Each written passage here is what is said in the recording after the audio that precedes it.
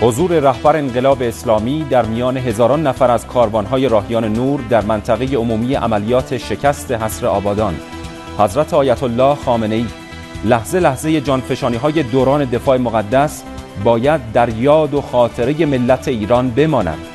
دفاع مقدس نشان داد که می‌توان در مقابل قدرت‌های مادی جهان ایستادگی و آنها را وادار به اظهار عجز کرد.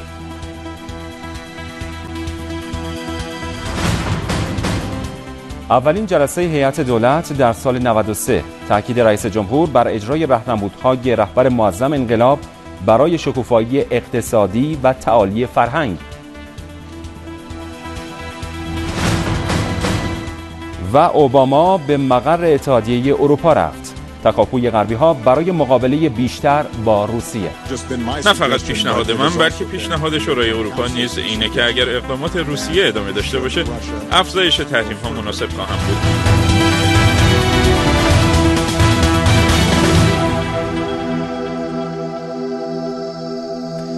بسم الله الرحمن الرحیم. درود و صلوات بر حضرت محمد و خاندان پاک ایشان.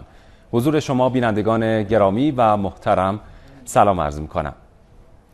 حضرت آیت الله خامنه‌ای رهبر معظم انقلاب اسلامی صبح امروز با حضور در میان هزاران نفر از زائران کاروانهای راهیان نور در منطقه عمومی عملیات شکست حصر آبادان در شرق کارون با محترم شمردن کاروانهای راهیان نور و تأکید مجدد بر لزوم زنده نگه داشتن یاد و خاطرات، مجاهدت‌ها و جانفشانی‌های مناطق مختلف عملیاتی دوران دفاع مقدس، رزمندگان و شخصیت‌های نقش‌آفرین آن گفتند بزرگترین درس دفاع مقدس این بود که نشان داد یک ملت در سایه اتحاد، ایمان و حسن ظن به خداوند متعال و اعتقاد به صدق وعده الهی می‌تواند از همه گذرگاه‌های دشوار عبور و با ایستادگی در مقابل دشمن او را وادار به عقب نشینی و شکست کند.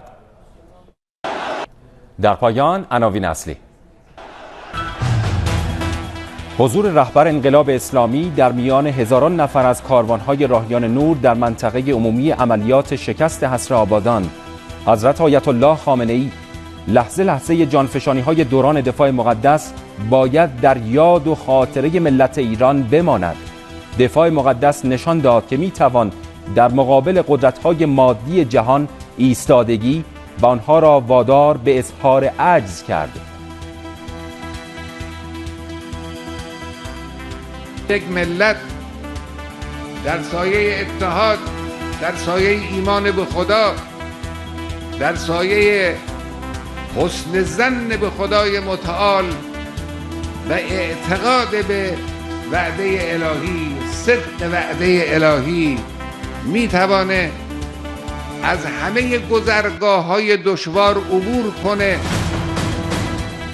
اولین جلسه هیئت دولت در سال 93، تاکید رئیس جمهور بر اجرای راهنمودهای رهبر معظم انقلاب برای شکوفایی اقتصادی و تعالی فرهنگ.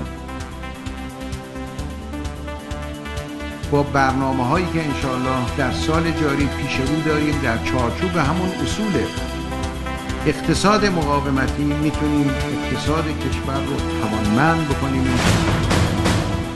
و اوباما به مقر اتحادیه اروپا رفت. تکاپوی غربی‌ها برای مقابله بیشتر با روسیه.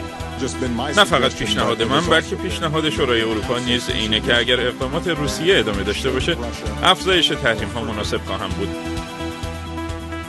بینندگان گرامی و محترم از توجهتون به این بخش خبری صمیمانه سپاسگزاری می‌کنم. خدا نگهدار.